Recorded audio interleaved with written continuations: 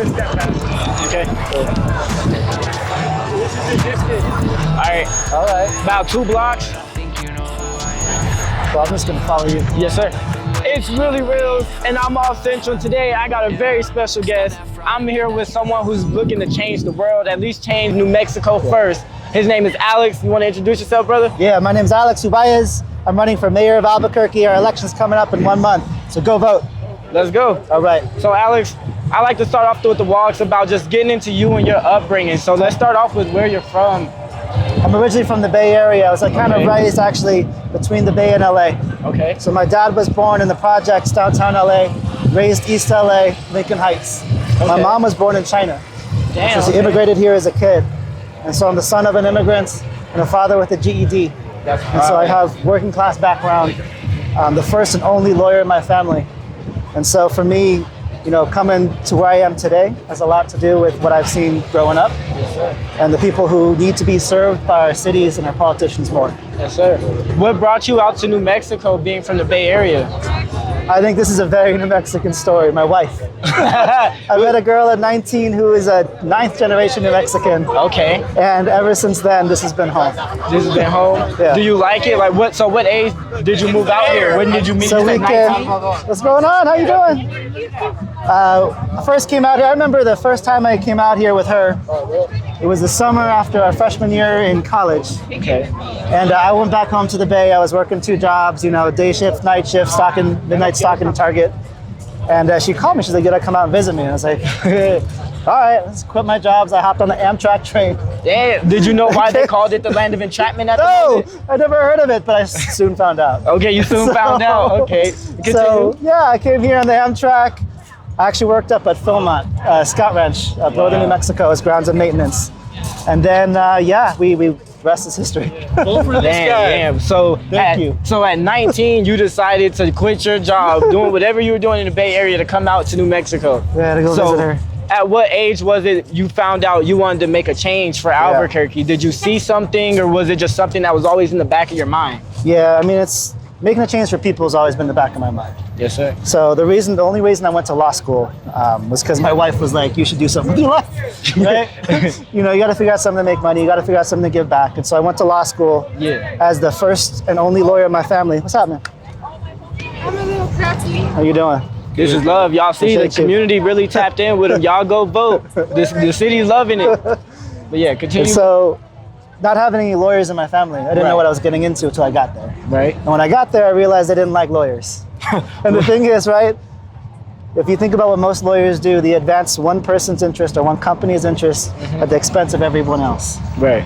And I always wanted to serve. I always knew that our highest calling is taking care of other people. And so for me, that's what got me in government service as a lawyer, because I knew I wanted to make it better. And now for a person like me, this is the first, so I was a prosecutor, right? Right. And this is the first time in my family's history that Uballez has been on this side of the versus. Okay. Right. So like it wasn't always we were fighting the law. Now you're working, trying to help the law. Yeah, and it's not the most, it may not feel like the most natural fit. Right. But for me, what it was is looking at the system that most needed change. Right. And for me, that was the criminal justice system. Right? Because people who look like you, people who look like me, young black and brown men of color, we are the ones most affected. I definitely by policing, by prosecution, by incarceration, right? Yeah. And so I figured if I actually cared about people and I wanted to make a difference, I would take control of the systems that do that. And being the son of an immigrant, did you see how they would treat your mother differently growing up? Like how did that play a role on your life? Absolutely. I mean, it's a thing on both sides of the family, right? So my dad's Mexican-American, right? I think it was his grandma came over. My mom, obviously, herself. And coming from those two cultures that are both really strong, but at the same time very different, bridging with an immigrant experience, right? Of like, oh, we're new here, and we're making a home in this strange land. You know, it gives you a perspective on people, which is like, and a responsibility, which is like, we gotta take care of each other. Yes, sir. It doesn't matter where we come from, doesn't matter what we look like, what languages we speak, right? We're all one community. Yes, sir. We gotta figure out how we live together in peace. And what's like one thing you think could change that? Like what's one thing you think can bring peace, even if it's the smallest little thing that you see today that you feel like, well, I could fix that real quick? I don't think there's a quick fix. There's not a quick fix? I love that answer. you know, Why do you think there's not a quick fix? I don't think there's a quick fix because I think so much has happened to humanity Right. in the past 2 decades. Right. 2 decades, right? Where technology and like your whole, like what you do here, right? Social media, Right. how you communicate, how we understand each other, Right. has changed so much faster than anything else in our history. Right. That mentally, like as a people, we're not ready to get there. Do you feel like we'll ever be ready mentally to get there? Well, yeah. So I think the problem is that we're disconnected, right? Okay. And where do you think the disconnect starts? Sorry. Where do you think the disconnect starts? Is it where the we're adjusting. government? Is it the people? Yeah, it's is it a little bit of both? It's a little bit of everything. So I Okay. mean, I'll say first, to what we're doing, right? It's the politics. Right. We have politicians on either side of this spectrum, Republicans or Democrats, and they're telling you have to believe this thing or this thing, and that person's the enemy, and that person's the enemy. And it shouldn't be like that, right?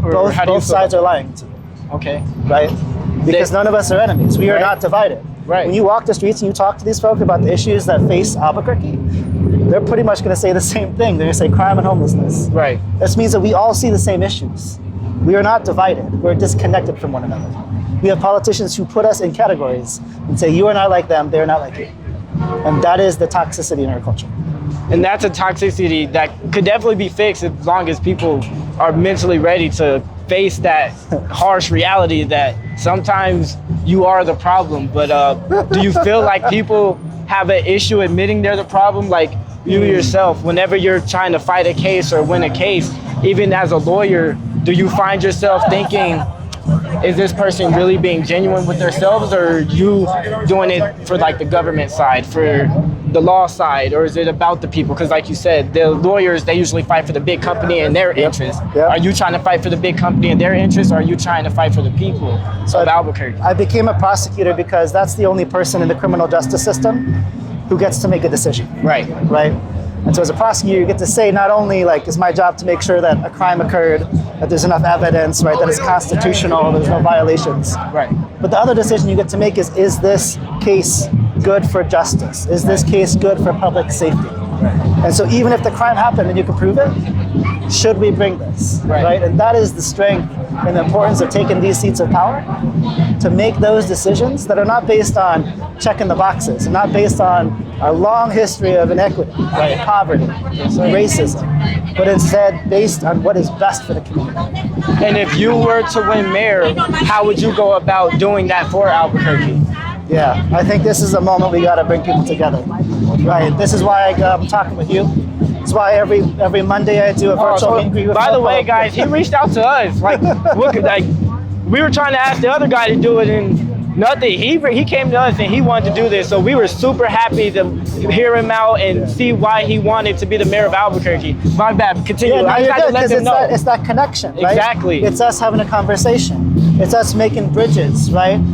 And talking about the things that matter to people. Yeah. This is what we need more of in our politics, right? I Instead agree. of having, like I told you, we got Republicans, Democrats that telling you don't talk to those other people. I agree. And especially, even too, I think there's a youth gap that's important to think about. An age gap that's important to think about. Yeah. People go and look when they're politicians and they're looking for voters. They go and look for likely voters. Right. What a likely voter is? You want to explain it to the viewers that don't? A likely voter is somebody who's voted 5 times. Right. Have you voted 5 times? I'm on 3, but not 5. It's not possible, right? No, actually, no. Now let's think about it. Let's get past this a little bit. Yeah. And so who does that leave out? If they're only looking at those people who voted their whole lives. Right. 5 presidential elections. Right. That means the young people are never heard. Damn. Yeah, I never And the thought young about it people like need to be that. heard. 2024 presidential election, the largest section of voters, 65 and older. Wow. And that's people that don't even walk the streets or see the life that we're living every day. Not saying that their vote doesn't matter, but being that we're young, our vote matters, especially when we're the ones complaining about it on the internet. Yes. But by not voting, we're not helping the cause. That's right. So we got to right. think about that too, guys. Absolutely. Because like he said, I've only been able to vote 2 or 3 years now. I've only voted once. I went to vote a couple times, but I didn't live in the thing, so they didn't let me. It was whatever. Yeah. But like he said, times is changing, and I've seen a lot. The number did grow of young voters last year. Yes. So let's bring that higher. And my thing is, when you reached out to us, I didn't know who you were or anything, but the fact that you took the time to watch our content and reach out to the people means you actually give a fuck, excuse my language. You actually care and you want to see and go directly to the source and feel, what do they think the issue is? Well, this is I reporting. really respect that. What you are doing is journalism. Yes, sir. Right? I know you're not syndicated, I know you're not on TV, but this is journalism. Yes, sir. You're telling the story of Albuquerque every day. Yes, sir. Literally, off Central, boy. And so that's a critical part of our democracy, right? Yes, it is. But the message that I'm here to give to folks, for the young folk who watch what you do, right, is you need to get involved in the politics too. This is your city too, right? The decisions that get made over there in City Hall affect everyone on these streets right now. Do you want to let them know when they need to go vote, or when do they need to go vote by? Go vote, go vote, go vote. October 7th is early voting, and then November 4th is election day. So get out early, get your vote in. You can register up until the 7th online, and you can same day register at the polls. And so get out and vote. Go to alexforalbuquerque.com. I got an explanation and links on how to do all of it. Complete flip of the script. Yep. We're almost back at K9, so I just want to ask you a couple questions just for funds and see, basically, was it always you in law school, or were you having fun like us young? Like when you were young, were you outside partying? I have a lot of memories on this street. I was about to say exactly my I have next a lot question of about memories on at this street. Anodyne, at the distillery, at Sister. Yes. Is it the same thing did you seen growing up, or has it changed a lot? Some of it's the same. Some of it's different. Is there beauty in that, or are you Yes. happy to see the growth? It's both, right? I mean, the thing is, when we think about our city, we got to think about it's growing. It will change, right? Yes, That is a constant anywhere you are. But the question we get to answer is whether we get to decide how it looks when it changes. Whether it's still the same place and feels like the same place, but gets better for us. Yes, sir. Or we're standing on the outside and we're just complaining about a place that doesn't look like our home anymore. At this moment in time, do you feel like it's the same place you grew up in? This is not, it's Well- grown, it's changed. We have big problems that have gotten worse, right? Yes, And we sir. feel that, and that's part of why I'm running too, is because we see crime and we see homelessness and we Right. see our neighbors on the streets. Right. And we know that's not what it looked like here 10 years ago. I love that you're not blind to the fact, like you're not gonna sit up here, I can tell already, you're not gonna sit up here and sugarcoat it for the cameras and nothing. You're saying how you feel about the city. Yep. And it takes a lot for a person running for mayor to tell you guys how he truly feels about the city he wants to take and make all the questions and answers for. So you guys, y'all make sure y'all vote October Vote. 7th. We are at K9, so we are November 4th. we at K9, so we're about to get into these couch confessions with Alex. Comment whatever y'all feel like y'all want to comment in the comment section. If y'all feel like I didn't ask the right questions, put what you would have asked in the comment section. We may go over it and do another video or something. We'll see y'all on the inside. All right, go vote, November 4th. You know why? Oh my God, you for you blow him up, blow him up. Tucker, why you so hard? I'm back with that shit now. No, back in my mode. I ain't writing nothing. This off the top. You get it? My brain, because there is no face on it. That was a good one. Is your daughter? Yeah, I have a How old is daughter. she? It's one. One. Oh, Yeah. You just have the one? Yeah. Well, when I was 18, I got shot in the femur, so I was a surrogate for another family, and they had a daughter, so I had one for them, and then I had one for me. Okay. Because I've always wanted to have kids, so, and I got shot so close to my area, so Yeah. I was like, bruh, Yeah, might not I need to happen. know if I'm gonna Right, have kids right, or not, so I had to do that. Right. Well, I didn't have to, but I wanted to, and it blessed somebody else, so it was a W. And now I got a daughter too, so it's perfect. Worked That's out. great. Worked out. I'm so One-year-old. happy. I should have brought her, bro. I didn't know they were gonna bring theirs. I would have brought mine. Oh, man. But it's because she be on me. She would have wanted to be in the interview and everything. I think we actually did one with her sitting in my lap, but she was a baby. That's great. You like being a dad? Yeah, I love it. I've always wanted girls too, so the fact the that I got a best. girl first, and she's in love with me, so it's like I didn't Oh, have yeah. to do They nothing. will. She's stuck with me. They're gonna take care of you. I know. That's why I'm taking care. I'm making buddy and taking care of the buddy so the buddy can take care of me. You know what I'm saying? One day I'm gonna be old and retired, be like, Lele, help me. That's right. Let me get $100. Daughters stay around. Exactly. Especially for their dads. Daughters take care of their dads. Especially for their dads. And that's why I be telling her mom, because she be getting jealous. Why she so in love with you? She's always on you. I'm like, That's how it is. That's just her how it dad. is. Yeah. Her That's just dad. how it is. You said we rolling? All right, y'all. Hey, we're back inside. It's Reels. I'm here with Alex and my boy. Sorry. And we doing some couch confessions. I just had some, we wanted to get deeper into it. There was some stuff that I heard about as far as an asbestos outbreak. I heard about the guy in office now stealing COVID money from the people. Like, there was just a lot I did some research on, being that I was gonna get the privilege of interviewing you today. So I just wanna get into that. So not to just jump straight down your throat, how do you feel about the man in office right at the moment and what he's done over the time that he's been in there? Yeah, there's been a couple things that we've been looking at, that I think that the folks need to know before they go vote. So one of those you mentioned is asbestos. Okay. Right, and so asbestos is a thing that we used to use to build things. It's a thing that we now know causes cancer. Wow. Right, and you breathe it in, it'll kill you. And so what we know is there's this center, I don't know if you have the Gateway Center down in Eubank. My mom lives on Eubank, but I probably passed by it a couple times. Yeah, it was the old Lovelace Hospital. It was built in the 1950s, full of asbestos, silica, and lead. Those are bad for you, right? We put a bunch of workers in there, they go to work, they're working without PPE, without protection, they're clearing it out, they're renovating it because they want to build basically a homeless shelter. And they're in there without any protections from the asbestos. That's crazy. And so they're working, and they don't stop until someone goes to this called Inspector General with a whistleblower complaint saying, hey, they shouldn't be doing this. They stop work, they go in, they say they clean it up, it takes them about 4 days. Is that something that can be cleaned up in 4 days if it's been there for that long? So I'm not an asbestos cleaner, but I've heard that that is too short. That's too short? So one of the questions that we had asked, we thought was called an IPRA. And that's when you go and ask the government, hey, these are public files, right? The things we do are public. Show us what happened with the asbestos, with the lead, with the silica. Show us that you did it right? It's called abated. You went in there and you have people who know how to take it out safely, do it, and dispose of it safely, and not put it in like a city dump or somewhere where this will just go into our environment. I don't have the answers to this, the city does, but I think the voters have the right to know what happened with this toxic material before they go to the polls on November 4th. So are those people still working, or they stopped it? They stopped it, they had them out there for about 4 days, they put them back in, they finished the work. They're sort of using it as a facility right now. But we don't know the full extent. So that's why I ask questions, right? I want to know, I think the people deserve to know what happened in there. I've heard about like some, I don't know if it's hearsay, but like embezzlement when it comes to people that are in office right now. Can you dig a little deeper into that? So one of the things I did, so I was the United States Attorney for New Mexico. Okay. That's the chief federal law enforcement officer for the whole state. If you think about like FBI or the DEA, Marshal Service, so like the U.S. Attorney runs all federal operations statewide.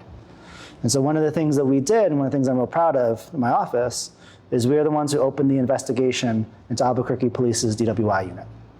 So we're the ones who took down 30 years of corruption in Tim Keller's APD, where they were just arresting people and then shaking them down for money. Yeah. And so I think that, one of the jobs that we have as public servants, one of the things that what voters should want in their leaders is people who are going to make sure that systems are accountable, right? That they're not shaking people down for money, that they're serving the people that they're supposed to serve. So you just feel like he's been there, but he's not been holding anyone accountable, or holding the right people accountable, should we say, for where they fell short at. Yeah, there's been some mismanagement.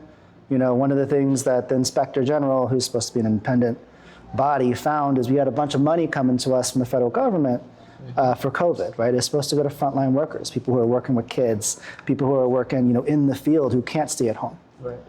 But instead, what this report found was like $250,000 went to people who are high-level bureaucrats in his administration. That's crazy. People who sat behind doors, right? People who weren't in the field working with kids and keeping us safe. Yeah. People who could safely work from behind a door in an office. That honestly directly affects me, because I don't get to stay home from work. I work holidays and everything, so I'm included in that. It's that's crazy. That kind of makes me mad. That's right. Damn. That's right.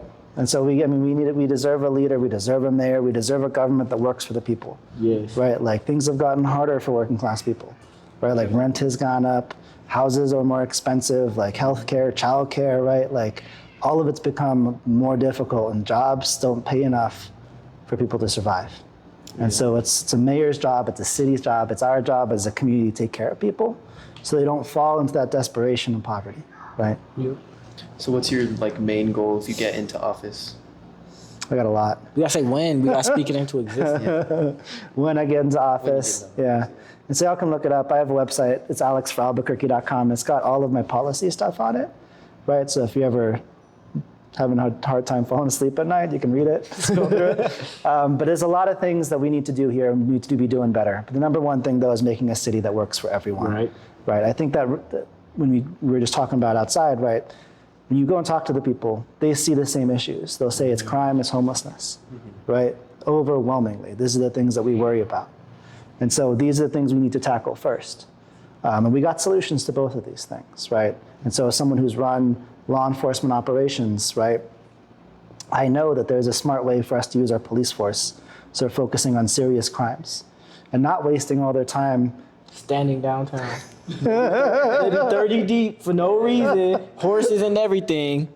Like, they take $300 out my check for them to stand there on the and sit on the horse. Yeah, they're all on the clock. Yeah. Police time's expensive. And the one thing that I don't like seeing them doing is moving homeless encampments, right? To match these two issues together. A couple weeks ago in front of our office, you know, like we saw a homeless encampment, 2 people in their shopping carts. APD came out, 5 cars. Yeah. Right, and look, they were fine. They were respectful, like there are patients, like the folks moved on, nothing happened. But we didn't need 5 police cars for 2 people in their carts. Yeah. Right, and so we gotta think about, this is money, this is resources, this is time. Like, we are paying these salaries, and I would like these guys to be doing the job they signed up for, right? Which is solving serious crimes, keeping us safe. Yeah. Going back to the homelessness, I'm not from here, but I've heard that we get paid to take homeless people from other places and bring them here. Is that true, or is that just a rumor? I don't think we get paid to. Okay, so so we do it for free? Yes, I think. What? There are places who will send them here as their solution. That's true. That's crazy. I That's never true. knew that. That's true. But look, Are we a sanctuary state for the homeless, or what's the deal with that? yeah, I mean, I don't know how we got targeted, but I know that there are cities in the state who do this. But I also think that look, we're the major metropolitan area in New Mexico.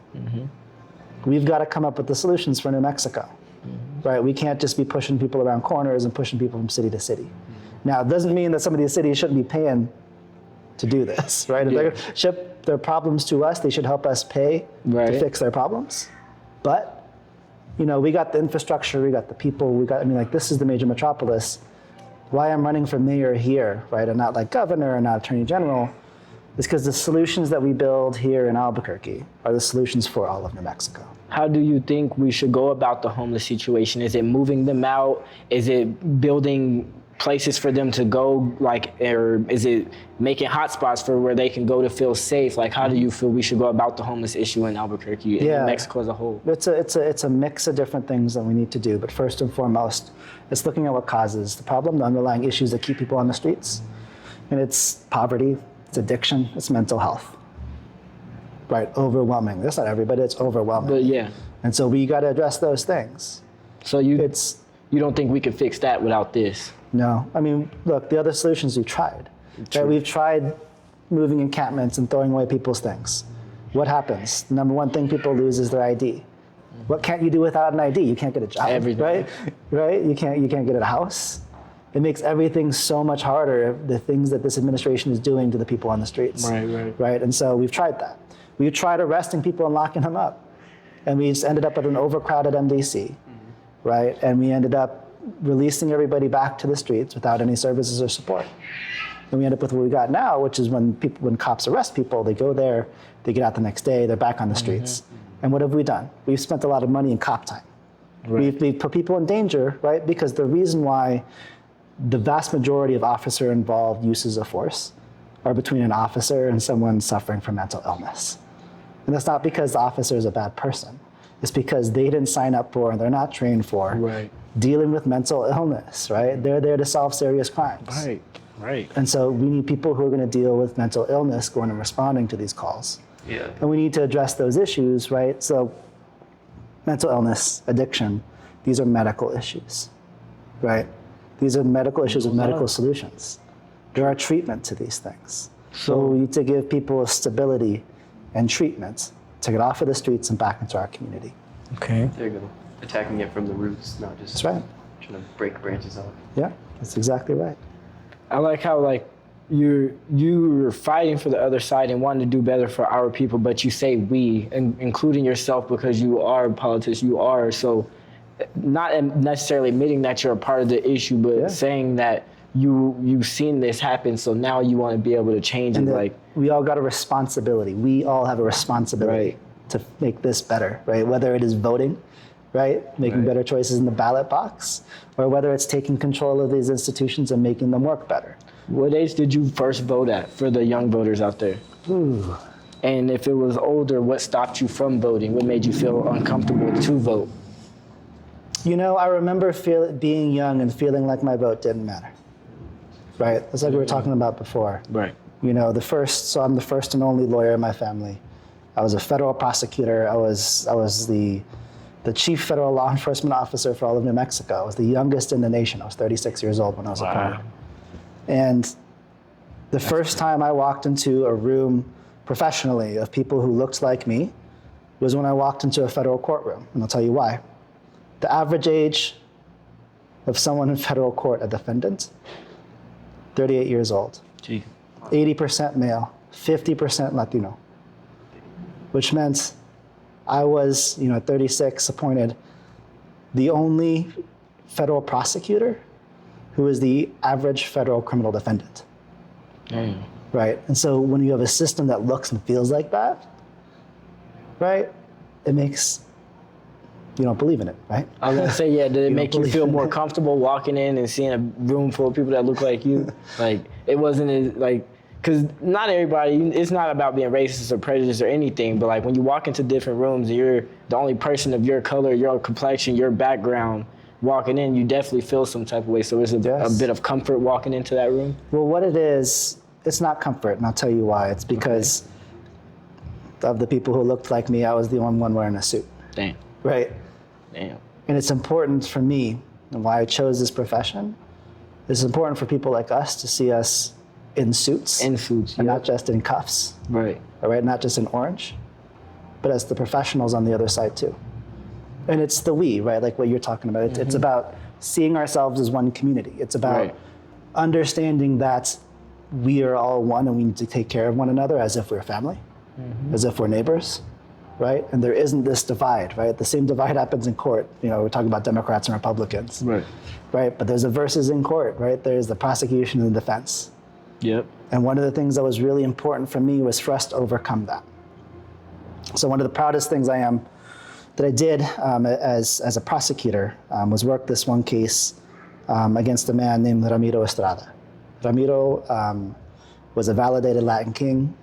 He had, the tattoos. He had spent his time in LA. He had the felony record, and I charged him with felon in possession.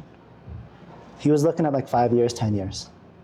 But I sat down with Ramiro, who's, I think, a year older than me, right? Wow. A guy from LA like me. And we talked. And what I saw in him was someone who was ready to make change. But I think more importantly, I saw someone who loved this community, someone who was raising a daughter, same age as mine, in this community, someone who wanted to make this place better for all of us. And so I worked with him. And so instead of going to prison, he helped build this program called the Violence Intervention Program with me. Damn. He got probation instead of prison. He worked with Albuquerque City, U.S. Attorney's Office. And his job was to go out and use his resume, right, which is like coming from the streets, use his resume to talk to people and prevent violence before it happens. The type of outreach that I couldn't do because I don't come from the streets, right, in that way. And so we formed a partnership, we formed a friendship, right, that was so much bigger than the court case that we had. That's crazy. Right, and he works now full-time for the city doing violence intervention. Damn. Right, Changed his going whole out into the life streets. instead of wasting 5 years for something like you said. Like if you find the root of the issue, you can solve it, flip it, and use it. That's right. That's right. crazy, yeah. And use the fact that we're all here part of the same community. Use the fact that we all care and love this place, right? Use the fact that we need to see each other as brothers, right? That is how you asked me out there how we get out of this. Yes, sir. That's the answer. That sounded like a touchy little case. Do you have something that's like more exciting, like a bigger bust, something that you've done that you're like, I'm brag about this to my kids when they're grown? You got one of those? I mean, it's taken down 30 years of corruption in Albuquerque Police Department's DWI unit. Right, we charged these with RICO, right? Dang. These are police officers. Wait, so is it like, not to get into too much, was it a specific officer or was it all of them? Yeah, so there's a number of officers who have pled guilty already to federal charges, including RICO. Wow. For this conduct that they admitted went back 30 years. So, like being a prosecutor, because on the outside in, I see it a lot of times. Cops get in trouble; they don't do any time for real. Is this a situation where these guys are going to do real time, or are they going to basically get what we would think is a slap on the wrist? So I took it from investigation to charging to conviction, but then I got fired. Wow. In February of this year, by the Trump administration. Wow. And so I didn't get to see it through sentencing. I'll tell you though, they're all looking at like about 100 years. The Trump administration fired you? That's right. Donald Trump fired me with a tweet on Truth Social. Wow. So, like, can we get into that more? Like, how How the hell? Yeah, like how? Like, what? Sure. I mean, so I was a political appointee. That means I was picked by the President of the United States and confirmed by the United States Senate. So being that you were picked by the president, Trump is what, only a year or two in? So was this Biden's office that picked you? That's okay. Right. Yeah, in 2022. Okay. And it's actually kind of normal for appointees to get fired. Okay. Right, because the president wants his own people running his offices. But for me, what it meant is that I didn't get to finish that last leg, right? Like make sure that there is consequences. Yep. So I don't know what's going to happen, but we'll see. We'll follow it in court. That's crazy. It can be dealt with for sure. So, go ahead. I was gonna ask, have you ever had any like crazy drug busts or anything? Like that? Many. What's the craziest one you had? So my first job when I joined the U.S. Attorney's office, not as U.S. Attorney, but just a line prosecutor, was I worked in the organized crime unit. Our job was to lead these large-scale proactive investigations into cartel. Okay. Right, so these are the things you see on TV. They're like wiretap investigations, they're undercover work, right? These are cross-country extraditions. And so we've done a ton of work, right? So that's where I come from, on the federal side. And so we've done everything from, I personally extradited this guy named Carlos Arturo Quintana. He was the leader of the Sicarios, the assassins for the Juarez cartel. Wow. Shit. Right. We took down the largest fentanyl seizure in the history of the FBI, the largest fentanyl seizure in the history of the DEA. Jesus. You don't ever like feel a sense of like, not necessarily like afraid, like, afraid or scared taking down the people you take down? The interesting thing about it that you learn is for them, it's just a business, right? And they know that taking me out doesn't help their business. Right? It doesn't make a difference. There'll be another federal prosecutor there. Right. Right, and that's one of the great things about our system here is you can't threaten us because there's more. Yeah. And so, sure, I've been scared. Sure, I know I would. Sure, I've been scared. But at the same time, I know that the job is more important, that keeping people safe is more important, that somebody doing this and standing up to those who are greedy, to those who are wealthy, to those with power, those who use their power to threaten other people, that's all of our responsibility. Yeah. So how much fentanyl was it? Ooh, I don't remember. You trying to get high? Yeah. I'm just playing. Yeah. It was lots. It was lots and lots. That's and lots. crazy. Yeah. Damn, I had one, but I blanked so bad. So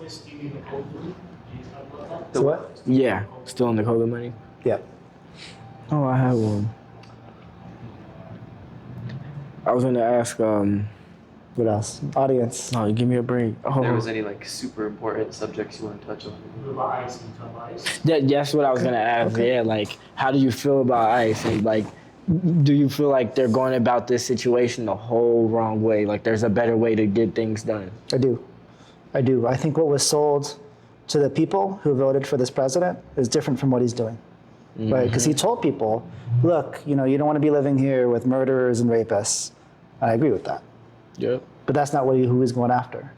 You see from this administration a full-scale press just for numbers. He wants the largest deportation in history, which means he's not looking for the people who are hard to find, right? If you're a murderer, if you're a drug trafficker, you're not easy to find. Yeah. He's looking for the people that are easy to identify and sweep up and deport out of here. And those are not the people who are a threat to our community. And part of the problem, my disagreement with what they are doing here is they're disrupting and breaking our communities. That they're doing, and they're breaking apart families. And these are families who came here to work hard, right? For safety, for security, for possibility and opportunity, everything that makes this country great. And for us to go after them, not only is wrong, but it means we're leaving all these other people who are difficult to find out there doing their thing. Right. And that's so not just wrong, but dangerous. Exactly. Because then at that point, say they get quote unquote 100%, but they don't get all the bad people. So now every time you go outside, someone's getting robbed, someone's getting shot, someone's house is getting broken into. And on top of it, what happens, right, is if you're scared to call the cops because someone in your family is undocumented, what happens when there's a domestic violence incident? You just suck it up. Yeah. You don't call, right? You can't. You're scared. And that is more dangerous for us. Right? If people don't trust the police will come and don't trust that the police will help them solve their problem there, right? And not DC's problem, then they won't call the police. Damn. So you think they're missing like a lot of, you're saying that when they're sweeping, they're getting at more easy to get. I want to play this and that. Yes. So you think that all in all, like they missed the mark, like getting the, I guess, what do you call drug traffickers and criminals or whatever? Do you think he made a dent in that? Or? No, I think he's pulling resources away from the meaningful work that federal law enforcement can be doing, like that we were doing for years. So like the only reason we're able to take down largest fentanyl seizure in history, 30 years of corruption Albuquerque police, was because we were focusing resources. We don't have unlimited resources. We can't track every case, right? And if you're going whack-a-mole over against everybody who's not a threat to anybody, then you're not focusing on the people who truly are, right? Like think about how many US attorneys, how many mayors, DAs, police chiefs, 30 years of corruption spans. Yeah. And think about if any one of them had made the decision, no, I'm gonna focus resources on real bad things, real crime, serious crime, public integrity, instead of this whack-a-mole enforcing against the lowest level, easiest to arrest, Right. easiest to find people, Wow. right? Yeah. Then maybe we would have stopped this a lot earlier. So you think it's all for sure? On the ICE front, Yeah. yes, Yeah. 100%. I think it's numbers. And what do you think he makes from our orders? I think numbers in the simplest sense are persuasive, right? So if he says 100 million people, or whatever crazy number, that's persuasive, even if you look at those numbers, they're not people who are dangerous. I think that is the mandate from DC right now, which is go get numbers for me, not to go make your community safer. Do you Those think are they would different ever? discussions. Excuse me, sorry. Okay. But do you think they would ever show the numbers of how many of those people they deported weren't actually violent criminals? They're out. No, They're out already? there's reporting on it. You can see Wow. about half of the folks that are being enforced against have no criminal history, That's insane. right? And that's How do you feel about the narrative about people who crossed illegally being illegal and that was the crime and that's why they shouldn't be here? I think there's a lot of crimes, right? I think texting and driving is a crime. But people do it every day. And it's much more deadly than that population of people who've never committed a crime, right? Our cars kill so many more people than people do, right? Distracted driving, right, kills hundreds of people. And so if we're gonna pick a civil infraction to go after, is it gonna be the person who's working hard here to like pay taxes and raise his family? Or the person who is live streaming or videoing or talking on the phone, right? Putting people's lives at risk, truly. I think I'll go with the other one. Well, Yeah. because I mean, I think, yeah, sure, it's a crime. We have many crimes, right? Yeah. There are people in this race, in the mayor's race, who wants to enforce all low-level misdemeanors. That's their solution. They want to arrest you for jaywalking. That's the solution to crime. Everybody downtown will be arrested. And that's- I saw and so that's- many people that would be in jail right now. Like that's it. No. And that's silly, Yeah, that's very right? So yeah, it's illegal. But is it a thing that deserves our full attention right now? No. Like it's such a pressing issue. Yeah. I mean, so there's a couple different pots we're talking about, but I think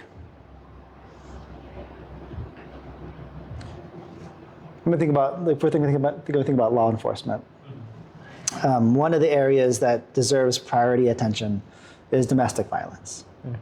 Domestic violence, violence in a household, is a prime driver, a prime creator of ACEs, of your ACEs, adverse childhood experiences. So we know ACEs, the number of ACEs a child has, bad things that happen in their life, predict whether they fall into the criminal justice system in the future, right? We also know domestic violence is a predictor, of whether a child falls into the foster system. And we know the foster system is a prime predictor of whether you end up on the streets.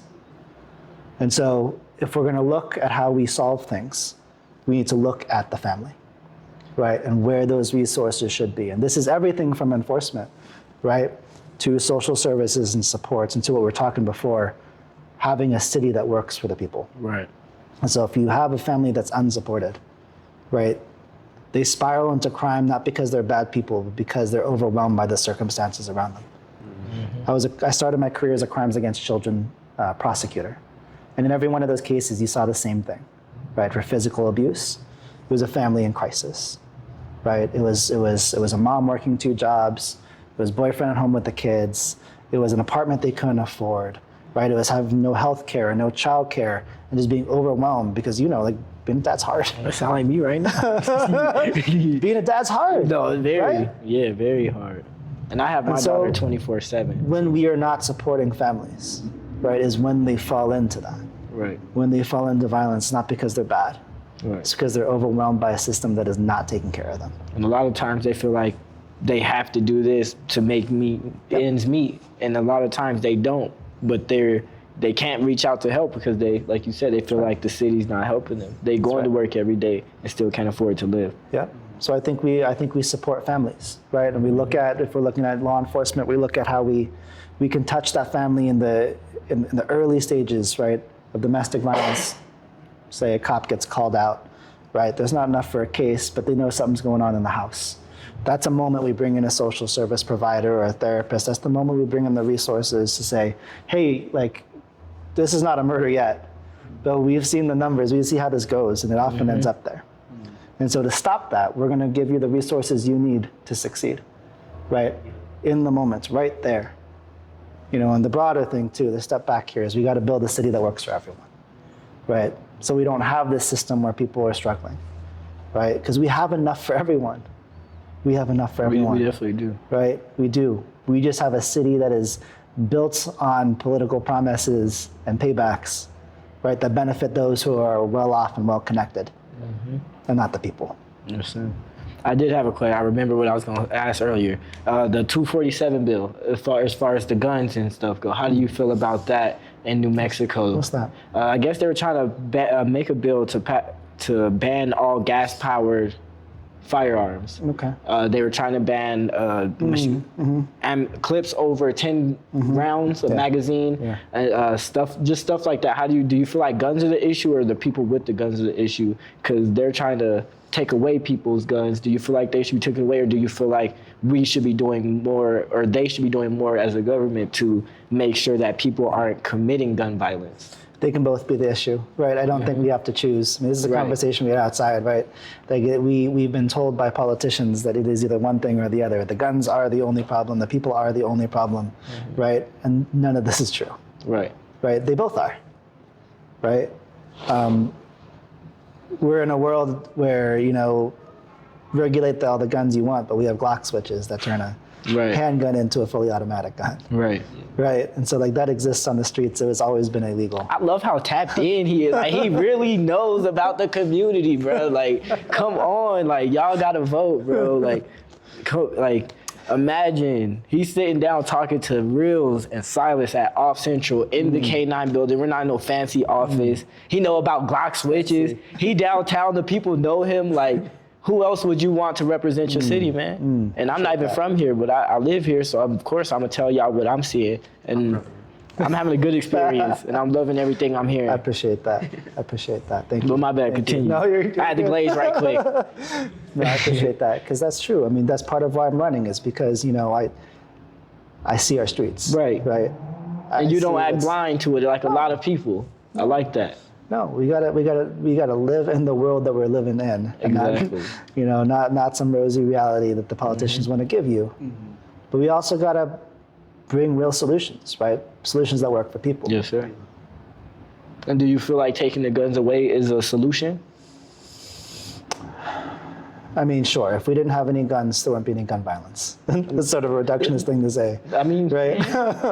true. I think that's true. That's very think true. I that's mean, no true. guns. You can't have gun violence without guns. But I think that's not the world we live in. Exactly. I think per capita, we have some of the highest rates of gun ownership in the state. And I think we have to figure out how we work together to fight that. We have to look at the things that should not be on our streets, right? Glock switches should not be on our streets, right? Incredibly dangerous. I don't know if you've ever seen them go off before. Don't say that. I mean, I've seen a video. We got the internet, so like we Right. got videos. Yeah, but there's no way to control a gun with a switch on it. Right, it just dumps as many bullets. Yeah, no, what that means is it's all collateral damage. Right, and so we got to figure out ways to make our streets safer for things like that are inherently dangerous. Yes, sir. But we also got to be looking at why we are like this, like why we reach for a gun first, right? And that goes back to what we were talking about outside about being disconnected, Definitely. right? I think we started seeing each other through the screen instead of as people in the streets, and I think that's hurt us. I definitely agree because like even when I grew up, people were still catching fades and fighting. But like you said, nowadays they grabbing the gun first. Like they don't like a fight is win or lose. You can always bounce back from a fight, but as soon as you decide to up that gun, like either your life is gone forever. I mean, it's gone forever regardless. But the person on the other side of the gun is definitely gone forever, and no one can bring that back. Yeah, I think that's right. And I think that's why our project, our responsibility is to bring people together. Right. Right, it's that bridge, that disconnectedness where you don't see the person, out your car window as another person. Right, because I think that's what drives a lot of this. And when you don't have like that gap bridged, it's hard to really make any progress in anything, Yeah, Like yeah. just loving the people around you, Yeah. being there for each other. So what's your vision to improve downtown, the downtown street life, the city life of the night? Because this is where it's at. Every Friday, Thursday, Friday, Saturday, even Sunday, because they do the car shows up here now sometime. Yeah. So do you have any visions for Albuquerque downtown? Yeah, I would like to see our downtown feel like a downtown. A city's heart is downtown, and ours has been downhill, right? Like you see, if you walk out here, during the day, right, you see empty storefronts, right? You see people living, on the sidewalks. You don't see a vibrant living city like this should be and can be, right? Yes. We need to have more housing down here that's affordable. So especially young people can come and live here. They can walk to work, they can walk to the bars, right? Whatever it is, right? That's what makes major cities feel like major cities. We need more programming. We got like farmers markets on the weekends, but if you go to any major city, they have that occupation, they have people selling things every day of the week, right? They have that programming.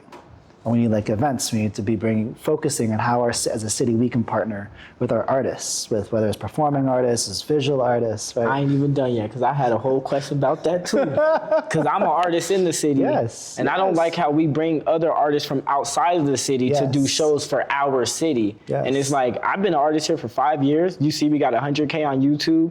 We do music. We mix and master so many other artists in Albuquerque, yet we haven't been invited to do anything. Yes. We've never been a part of, and it's not that we really want to do this, we deserve to do it, but it's the fact that no one from our city is reaching out to us about Yes, it when yes. we're pretty much the #1 media group here. Like, You heard him, Tim Keller.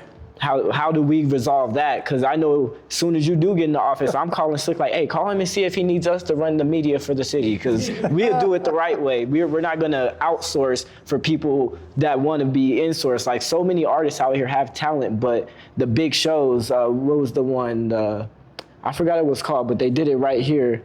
But they went and got a big old artist who was already made and had him headline it, and got, I think it was Genuine, I want to say. No. But yeah, they went and got him when it's like, not trying to say I should be on there, but I'm gonna say Mark the Dark could be on there. My boy Silas could be on there. He's super good. He slept on. Y'all got to hear his music. Okay. There's just so many other artists that are from here that could use that spotlight. And like you said, if they see a guy like me from their city, putting in work from their city, and then doing a show like that in their city, it's gonna make them feel more inclined to do something like right. that, at least not go do drugs. I want to be like him. He's from here, now he's doing a show here. Like, how can we go about that? We got such a strong artist community, where there's performing arts, it's visual arts, or muralists, and this is deep here, right? So my wife, she grew up in this program called Working Classroom. It used to be down here on Gold, it's in Morelos now, but it's an arts education nonprofit. Right. If you look at the murals around the city, probably about half of them were done by Working Classrooms, 35 years old or so. Wow. You know, we have this deep culture here, tied here, but tied to this place. You know, and investing in our young artists and giving them those opportunities, because there is city money for it, right? There are grants, there are opportunities. We're just not spreading them here. We're not taking care of the people here. We're not building the folks, right, who are tied to this community and have that culture, and will inspire others, right? Yeah. Because when you see that here, and people like you see walking down the streets, one of the folks we saw out there, Vicente Tellez, right, nationally recognized artist, can't get a show in town. Like, and it shouldn't be like that. They'll book him in Florida, but we're not going to book him where he's from. Yep, he's always on the road. He's up in Denver. He's out like doing shows. You know, you haven't seen the show here. I haven't seen it, but that's probably not my niche of music. But another artist I could say who really helped me out, he was on the NBC Song Awards. His name is Cali Soul. Okay. He was in the same situation where he's from here. He tries to do shows here, and he posted on his story today that he can't get a show here, but he had his brighter colored friend try to book a show, and they weren't booked all year for him. He got in the same day. They told him they were booked for 2 years, and he made his image here, and now he feels like he has to live in LA because LA shows him more love than his home base. Yep, we need to be on the lookout for young talent. We need to be supporting it, encouraging it. We need, as a city, to be making it easier to do your work, right? Because in the city, so often we make people jump through hoops and check boxes to get permits to buy things and build things, right? And the city should be making it easier for our creatives and everyone, really, to build the things that they want. It's trendsetter. Sorry. You got a session? Yeah. See, that's another artist right there. Even come in here right quick, Trendsetter. This guy right here. He has a song on YouTube right now with over 1 million views. Come sit down right quick. I want to ask you a question. Yes, sir. Yeah, no, this guy he got a song with it. You probably his name is Sauce Walker. He's a really big rapper out of Texas. Him and they got a music video over 1 million views. Yet even him, I've never seen him do a really big show here. And he's a really big artist out of here. Yeah, and he's like a guy that could really do something he had support from his city. So it's kind of perfect that he walked in because he could give a little more insight on that situation. But yeah, he's we have a recording studio back there. yeah, I told you, like, we really do this. Oh, Yeah, so we do this. Yeah, make sure he look I right. actually have a very good question. I'm really curious to know this.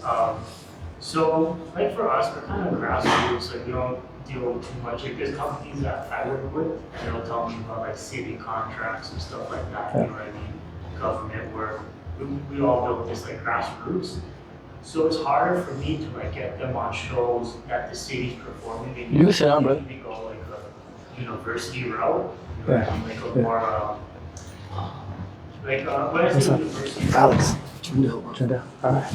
yeah, when I say university route, I mean like artists will have to like fill out forms or do something just like kind of like how you said this like an inner circle.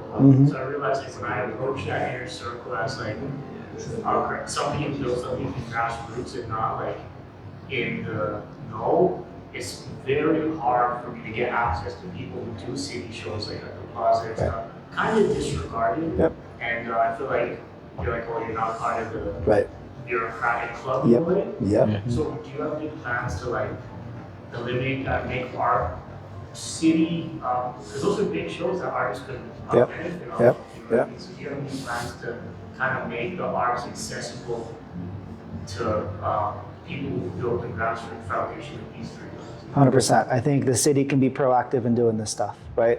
We can be reaching out and looking for people, finding talent, investing in them, right? Not sort of waiting to see who applies and then picking from the same 3 names, right? There's a lot more we can be doing on the active side, just to like walk our streets and find our people, see who's doing what, right? And then build something for folk.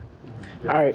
So guys, what just happened was we had if you didn't know, us at K9 and Off Central, we actually have a recording studio. So we record artists, we do photos, videos, anything y'all need, y'all come shop with us. We have an artist here by the name of Trendsetter who does his music here. And I just wanted to ask you, has anybody ever reached out from the city to have you do a big show? I know you got some big songs out there with Sauce Walker. You've done over 1 million views on YouTube. Like, do you feel like it's easy for you to get booked out here and do shows out here? Or what is it for you? I guess it's like they try to keep it in their own little circle, you know what I'm saying? Like, I ain't really from here, but I was raised in New Mexico and Texas back and forth. So I'm really from Texas, but I represent New Mexico. So, yeah, they try to gatekeep.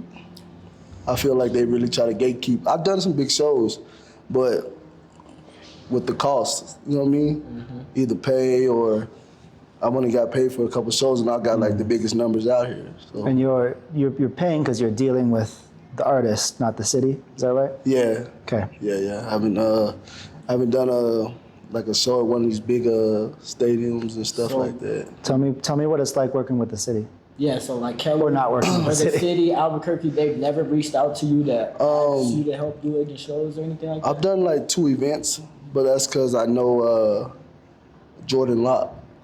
So we did those ones downtown. Those at the Civic Plaza. I did 2 of those shows. Okay. Yeah, they're pretty decent. Okay. What else could the city be doing? Well, we need to do stuff for the youth, probably, like more stuff for the youth, because they don't want to do nothing but wild out here. That's exactly why we brought this up, because we were saying if they saw a guy like you or me or even Silas, we're down here every weekend, we walking down the block. If they see guys like us up on that stage, instead of them outsourcing and bringing people here, they would feel like they have an opportunity. They don't feel like, oh, it's Albuquerque, no one's gonna notice me. Yeah, you know, you gotta bring the home together, you know what I mean? Like, people from here wanna be seen for their craft, their art, whatever it is, for their hometown, you know what I'm saying? That's right. So you gotta put it, you gotta open some gates, open some doors for that. Okay. That's all I have, bro. Thank you for that. For real. Here's you have a question. Yeah, did you want to ask a question? He's running for mayor. This is going to be our future mayor, hopefully. I don't have none off the bat, but I've never seen it. Yes, sir. Okay. Let's do on the back end. Yeah, that's all good. Yeah. Definitely, man. May need to help doing something. Got you. Yeah. This is, so I just wanted your opinion on that and kind of bring awareness. So hopefully you kind of say pay a little special attention to that area, you know, because these guys are so passionate and so talented, bro, and it's just overlooked because of how they're perceived to be entering Right. the industry, as opposed to like people who like might go to school for music production and Sure. they'll know how to reach the city. You know what I mean? So I Yeah. want somebody to bridge that gap so talent can have as much access as past connections or something like that. You know? Look, that really resonates with me. So I'm a politician now, but I've only been a politician for 5 months. Right? I didn't come up through the party. I didn't pay my dues, and there's a lot of people telling me to wait my turn. Right? A lot of people telling me that I'm not part of that circle. Right. Right? And that's why I'm running. Right? Because we need a voice.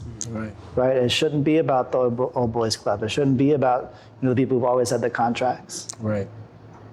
You know? Especially for a city that is trying to inspire growth, a city that has the people, the potential, and the art and beauty for the growth. Yes. Like, you gotta let the young, especially in the world we live in of live streaming and internet.